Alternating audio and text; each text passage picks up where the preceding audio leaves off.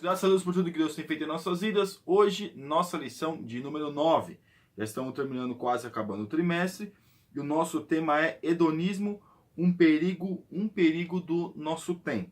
Então, irmãos, nessa lição nós vamos ver o hedonismo, para os gregos, era a total vontade, ou a total desejo de desfrutar do prazer. Então nós vamos ver nessa lição o porquê que o crente não pode ficar preso a esse tipo de coisa, ao prazer desenfreado. Então, no nosso texto do dia, que está em Eclesiastes capítulo 2, versículo 1, o rei Salomão dizendo: Disse no meu coração, ora vem, eu te provarei com a alegria, portanto, gozo o prazer, mas eis que também isso era vaidade. Irmãos, Salomão poderia dizer sobre isso. Por quê? Porque Salomão, ele foi o homem que teve um dos mais ricos que já passou por esta terra, um rei, um dominador. Na época de Salomão, os reinos estavam em paz, só no final que alguns se levantaram, estava em paz. Ele fez muitas alianças políticas, ele teve diversas mulheres de várias etnias, de várias até, se a gente pode colocar até de nacionalidades, já que ele fez muitas alianças políticas. Então nós vamos ver que ele poderia dizer isso, desfrutou de várias coisas boas, prazeres nessa terra, mas ele dizendo isso que tudo é vaidade. E a nossa síntese, a cultura da busca incessante pelo prazer, o hedonismo, retrata precisamente a situação da sociedade contemporânea, ou seja, a nossa sociedade. É uma busca desenfreada do prazer. Até muitos hoje, dentro da igreja, pregam que, ao que parece, o céu é aqui. Muitos falam, só não diz com essas palavras, mas falam tantas coisas acerca dessa terra, que ao que parece, o céu acaba sendo aqui. Mas não é, meus irmãos. Aqui é passageiro, nós temos que desfrutar, temos que viajar. Se tiver possibilidade de desfrutar, sim, desfrute. Porém, nós temos que tomar cuidado com a forma que nós estamos desfrutando e o que nós estamos desfrutando nessa terra. Então, no nosso texto bíblico que está em 2 Timóteo, capítulo 3, do versículo 1, diz assim: Sabe, porém, isto, que nos últimos dias sobrevirão tempos trabalhosos, porque haverá homens amantes de si mesmos, avarentos, presunçosos, soberbos, blasfemos, desobedientes a pais e mães, ingratos e profanos, sem afeto natural, irreconciliáveis, caluniadores, incontinentes, cruéis, sem amor para com os bons, traidores, obstinados, orgulhosos, mais amigos dos deleites do que amigos de Deus, tendo aparência de piedade, mas negando a eficácia dela, destes afasta-te. Então aqui o apóstolo Paulo escrevendo a Timóteo estava escrevendo exatamente aquilo que nós comentamos no começo. O que foi? O que foi? O povo, os falsos profetas ensinando o povo que a vida termina aqui. Mas você vai dizer, não, mas nós somos todos crentes, isso não existe, não tem nada a ver. Irmãos, se você pegar nas entrelinhas, você vai ver que pouco se fala do céu, quase nada, não se fala sobre o inferno, e se fala muito aqui. É você dar o seu dízimo para você ser abençoado aqui. Não fala que nós temos o dízimo por obediência à palavra de Deus e também à congregação que a Assembleia de Deus, ela aderiu o dízimo como uma sustentação da igreja. Você tem que fazer isso por causa daqui, você tem que ser feliz, você tem que comer melhor dessa terra. Então várias coisas que se diz, para quê? Enganando o povo. Então aqui, o apóstolo Paulo escrevendo a Timóteo, ele vai estar retratando exatamente isso. O quê? Que muitos falsos profetas estão pregando que o céu é aqui, que tem que ter o prazer desenfreado, você precisa ter uma casa na praia, você precisa ter um sítio, você precisa ter um carro novo. Se você não tiver a sua vida financeira abençoada, você é amaldiçoado. É isso, irmãos, que eles estão querendo colocar. Se você não tem uma vida financeira abençoada, se você não desfruta dos prazeres, se você não tem tudo isso, então Deus não está com você, você é amaldiçoado. Só falta dizer isso. Mas, na nossa introdução, uma das 7 maravilhas do mundo antigo era o templo da deusa Diana, em Éfeso, lugar para onde afluíam muitas pessoas para participar das famosas orgias da festa da deusa Dovolúpia. A adoração acontecia através de relações sexuais com as prostitutas cultuais. Foi para essa cidade que Paulo foi enviado como missionário. A certa altura, os comerciantes que vendiam souvenirs da deusa revoltaram-se, motivados pela diminuição de seus lucros decorrentes da redução das práticas religiosas mundanas. Posto que Paulo estava revolucionando a cidade ao levar muitas pessoas a Cristo. Então, os viajantes ali que passavam por a cidade de Éfeso, o que acontecia?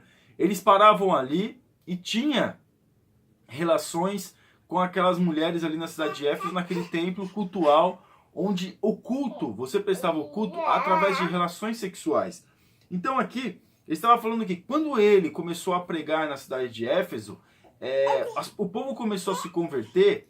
O que aconteceu? Começou a cair a receita desses homens. Então, o que aconteceu? Ficou a economia naquele momento ali, ela ficou, vamos dizer assim, comprometida. Por que ficou comprometida? Porque o povo começou, os homens começaram a reclamar. Olha, esse aí fica falando aí, vamos ter que dar um jeito nele, porque não dá, nosso lucro está caindo. Porque ali também é numa cidade cultural. Era como se fosse um lugar onde muitas pessoas passavam, muitos viajantes passavam para poder passear, para poder conhecer. Era uma cidade turística. E isso também atraía muitas pessoas através disso. Então nós vamos ver que o apóstolo Paulo ele começou a pregar, então a receita começou a cair. Os lucros desses homens começaram a diminuir. E começaram a diminuir, e aí nós vamos ver que eles começaram a ficar, olha, peraí, né, o negócio está errado aí. Então hoje, irmãos, nós vamos ver o seguinte, eles vendiam nichos a Diana, tinha várias coisas da Diana, mas hoje, infelizmente, se você prega uma palavra mais firme, mais de sustentabilidade, de ensinamento, para o povo aprender a raciocinar, se de repente o pastor daquela denominação ele tem essa cultura de pregar sobre essas coisas aí, de o povo dar muita oferta, dar muito dinheiro na igreja, porque é isso que abençoa, e não o fato de você ter comunhão com Deus, que você é uma pessoa abençoada, porque a bênção vem de dentro para fora e não de fora para dentro, pronto, vai começar a falar mal, vai ver que de repente as pessoas abriram os olhos delas, não precisa dar 100 para ganhar 1000, dar 100 para ganhar 1000, e aí vai ficar difícil. Então nós vamos ver aqui, por que as pessoas buscam tanto prazer ao dinheiro, buscam tanto dinheiro como um prazer desenfreado? Porque o prazer, o dinheiro, através do dinheiro, também as pessoas podem desfrutar de alguns prazeres. Não vou dizer prazeres cultuais, orgias, como está falando aqui, na cidade de Éfeso. Mas outras coisas, né? Deixar de ir para a igreja, deixar de servir a Deus, deixar de várias coisas, deixar de ter uma comunhão com Deus dentro do seu lar, já que tem várias possibilidades, várias coisas que as pessoas podem fazer.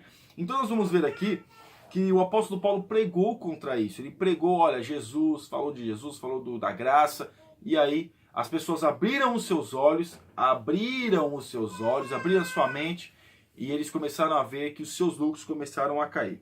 Esse tipo de conflito sempre existirá quando a cosmovisão judaico-cristã for anunciada, posto que traz o seu bojo um forte confronto aos valores sociais, impondo um padrão comportamental. Em qualquer ambiente, cristianismo e hedonismo nunca conviverão pacificamente, como também não há paz entre o espírito e a carne. Então não tem como haver entre o espírito e a carne ter paz. O que nós vemos nos dias de hoje é que nós temos que buscar a Deus, falar com Deus, cultuar a Deus e buscar a Deus verdadeiramente. Claro, nós precisamos também, nós passeamos, nós se divertimos, só que tem que ver qual é o lugar que isso está tendo nas nossas vidas.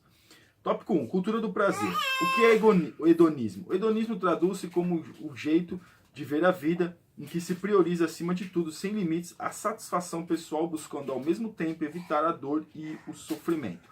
Então hoje, infelizmente, o evangelho não é evangelho de dor, não é evangelho de sofrimento, mas sim de prazer. Não importa, você tem que ter prazer. Então o evangelho hoje é pregado como uma forma de prazer. A cruz, o que é cruz? Cruz já é coisa do passado. Não existe cruz.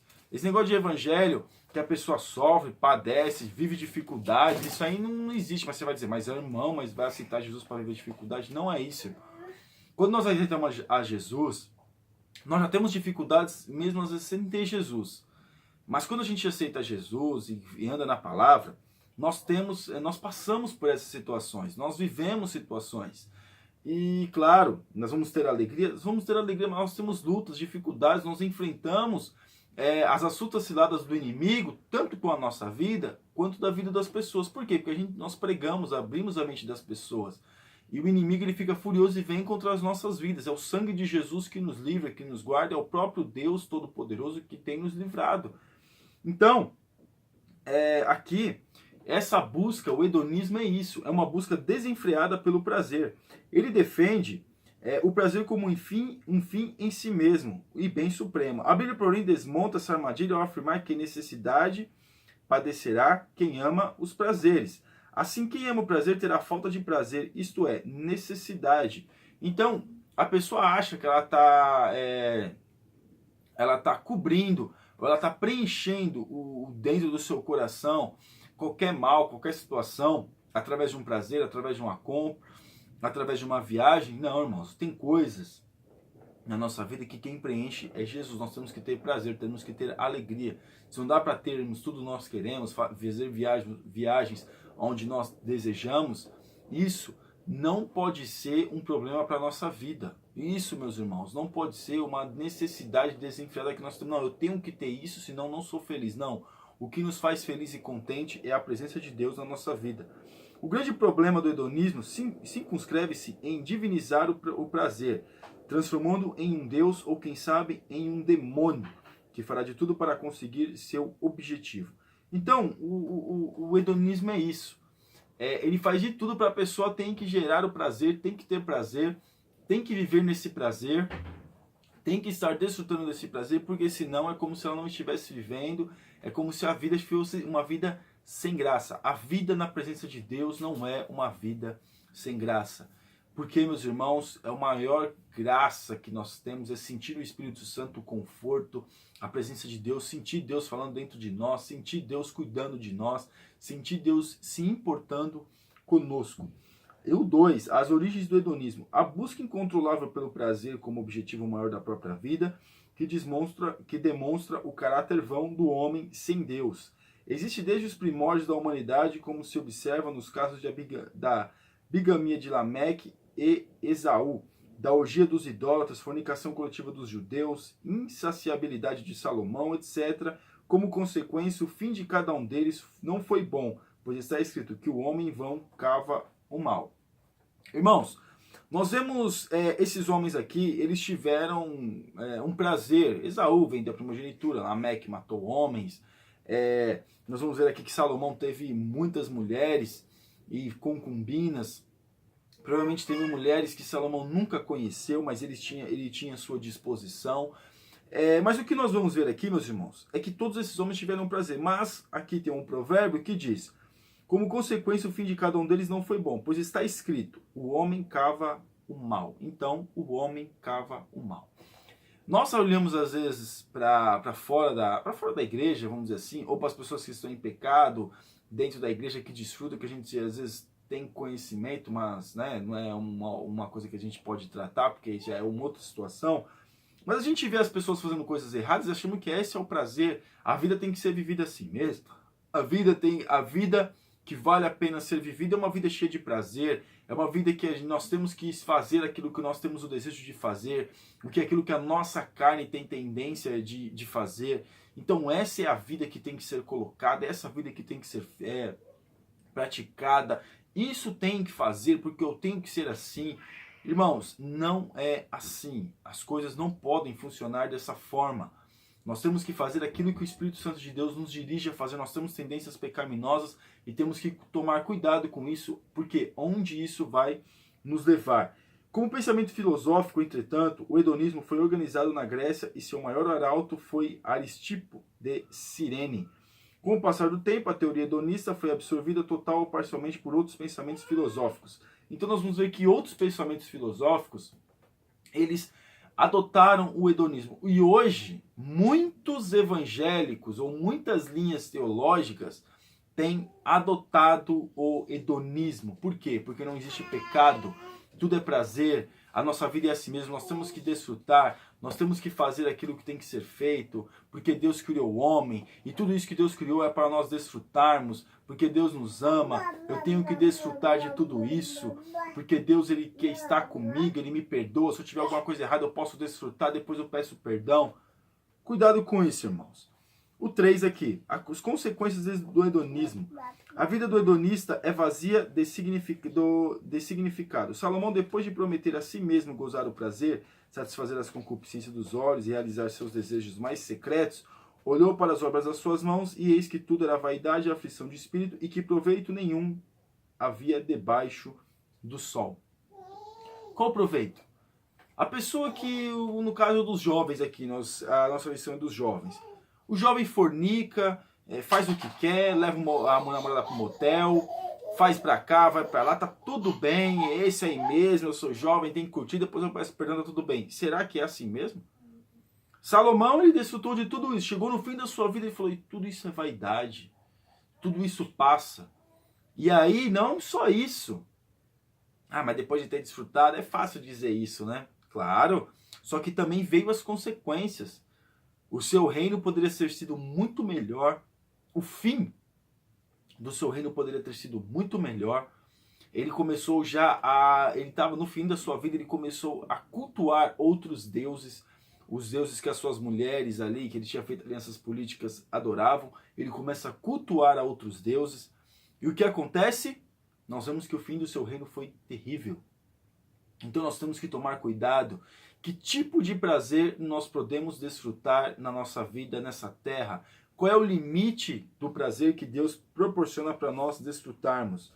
E o 2, o hedonismo e as obras da carne. A ideologia de gênero. O hedonismo está na base da ideologia de gênero, a qual traduz reivindicações políticas que chancelam obras da carne como a prostituição, impureza e lascívia. O fundamento dessa nova ideologia, portanto, são as paixões sensuais que atentam contra o denominado instinto de preservação da espécie e agride a santidade de Deus. Então nós vamos ver, meus irmãos, que esse negócio de ideologia de gênero está dando muito problema, principalmente nós que somos crentes. Negócio de homossexualismo dentro das escolas, ensinar a criança que a criança tem que se descobrir, que é o prazer, que é a vida, que a pessoa tem que escolher. Não é isso, irmãos. A escola, ela foi instituída para ensinar a criança a ler, escrever e conhecimentos gerais. Se a criança acontecer qualquer coisa, se acontecer alguma coisa que esteja fora do normal, ela tem que buscar Deus e falar com Deus, os pais, alguma coisa assim. A escola não tem que se meter nisso. O Estado não pode se meter nessas coisas. O Estado pode se meter, sim, contra a violência, contra, de repente, até o preconceito, mas não nessa questão. Mas nós vamos aqui, por quê? Porque querem ser aceitos, porque isso é um prazer para a vida deles. E também várias outras coisas que denominam acerca disso. Então nós temos, meus irmãos, que falar com Deus, buscar a Deus, estar com Deus, para que isso não venha afetar a nossa vida. E ainda a Bíblia diz que os que viverem segundo a carne morrerão, mas os que viverem pelo Espírito, mortificarem as obras do corpo, viverão. Mortificar as obras do corpo é morrer todo dia para este mundo. Morrer todo dia para este mundo. Quem quer viver segundo a carne, viva. Só que o seu fim é a morte eterna. Agora, aquele que procura matar a sua carne todo dia, porque a carne é tendenciosa, ela tem desejos, ela tem vontade, e nós temos esse cuidado de cuidar da nossa vida, na vida eterna, nós vamos ter a vida eterna. É isso que nos ajuda a guardar a palavra de Deus. Aí nós vamos falar também, aqui está falando do aborto. O aborto é um crime, irmãos. O aborto é um crime contra uma criança indefesa, porque a partir do momento que foi fecundado, como vai falar aqui no texto, já é uma vida, é um homicídio, e Deus vai trazer a juízo os homicidas, principalmente dessas crianças que são indefesas. Irmãos, tem coisas terríveis para matar as crianças, que é bom nós nem dizermos, porque dá até uma certa agonia. E o 3 aqui, a descriminalização das drogas. Isso é a sociedade, isso ainda não chegou, graças a Deus não chegou na igreja, esse tipo de coisa. Mas que nem aborto e homossexualismo, já tem igrejas que o homossexualismo já eles aderem, pastores homossexuais. E pessoas que às vezes defendem o aborto. Mas e se for estuprada? E se nessa condição pode? Isso o que pode? Em nenhum momento Deus dá abertura na Bíblia para poder matar uma criança. É muito melhor. Mas e se ela for, se essa criança nascer e ela vai ficar olhando para essa criança e vai ficar lembrando? E o trauma?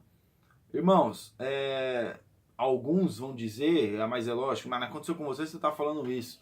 Irmãos, a Bíblia não fala acerca que pode matar você está matando, não tem jeito, você está matando. Então, doa essa criança para uma instituição. Vai fazer o quê? Vai matar a criança? Vai ser além de já sofrer um trauma, vai cair em pecado, que é cometer um homicídio? A Bíblia que diz isso, não sou eu. E agora vamos aqui para o 3. A cosmovisão judaico-cristã. O corpo como sacrifício vivo. Enquanto o hedonismo segue transtornando o mundo ao levar mais jovens à sensualidade, prostituição, drogas e libertinagem, e a todo tipo de vícios, Deus oferece um jeito diferente de enxergar os valores da vida. A isso os apologistas chamam de cosmovisão. Um jeito de ver o mundo judaico-cristã, que é a síntese do mundo, aquilo que foi ensinado por Deus ao longo dos milênios e benevolentemente deixado escrito na Bíblia. O discípulo não leva a cruz sem propósitos, pois sabe o que está fazendo. Irmãos, esse é o problema nos dias de hoje. Nós sabemos que nosso corpo é como sacrifício vivo a Deus, mas os hedonistas transformaram isso. Os liberais também estão fazendo isso. Quem são os liberais? Aqueles que acham que não tem problema, pode tudo. Mas os liberais não são crentes. Muitos são professores de teologia. Estão ensinando nas escolas teológicas acerca do liberalismo. E isso é um perigo. Muitas pessoas estão sendo transformadas por esse liberalismo, onde eles estão ensinando essas coisas e o que acontece? Estão absorvendo isso. E aí, meus irmãos, está fazendo muito mal para nós, está fazendo muito mal para os nossos dias. Então nós vamos ver que esse liberalismo ele está prejudicando muito os nossos dias. E aí o que acontece? Nós estamos vivendo dias difíceis. E aí prejudica até mesmo a condução da igreja, a vida na igreja. Minha filha está aqui, acabou de acordar e já quer ficar no colo do pai. Mas daqui a pouco ela vai descer, irmãos. Fica tranquila. A mente transformada. Outro aspecto de cosmovisão judaico-cristã, que são as lentes através das quais se vê o mundo. E a necessidade de ter uma mudança de mente, do grego metonia. Novos pensamentos que visem a glória de Deus para que se compreenda toda a sua vontade. Então ter uma mente transformada, desejos transformados, vida transformada. A vida transformada não é querer desfrutar de prazeres desenfreados, de prazeres ao qual tem que ser isso, tem que ser agora, meu Deus do céu, não posso esperar, é a fornicação, é as drogas, são várias coisas que acabam prejudicando a vida das pessoas com Deus. Isso é muito terrível. Então a nossa mente tem que ser uma mente transformada pelo Espírito Santo. Aquilo que era desejo antes, hoje não é desejo mais. Porque tem muitos crentes que não tinham desejo nenhum, nem quando era crente, ou quando era... Agora chega, agora pode tudo, não tem problema. Aí está prejudicando a igreja, está prejudicando a sua própria vida. A contracultura do reino. Aderindo aos ensinamentos da cosmovisão do Evangelho de Cristo, produzir-se-á uma contracultura aos valores infundidos pelas heresias perniciosas no seio social. Isso, meus irmãos, antes de chegar na igreja, primeiro chega na sociedade. Ela faz vítimas na sociedade. A sociedade aceita e entra dentro da igreja. Né?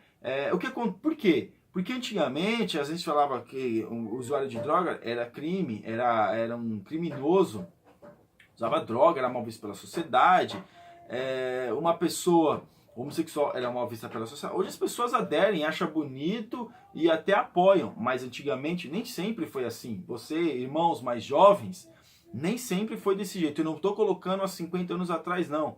Eu vou dizer para os irmãos, isso há 15, 20 anos atrás, isso não era aceito pela sociedade. Até as novelas não eram aceitas pela sociedade quando vinha esse tipo de personagem. Mas hoje, infelizmente, a própria sociedade acaba dando audiência para esse tipo de coisa. E aí, meus irmãos, fica difícil, porque depois isso acaba entrando da igreja com pessoas liberais, com mentes liberais. Por quê? Judaico-cristã, uma mente mais ortodoxa, que guarda mais mesmo os bons costumes, a presença de Deus no sentido de guardar os valores espirituais.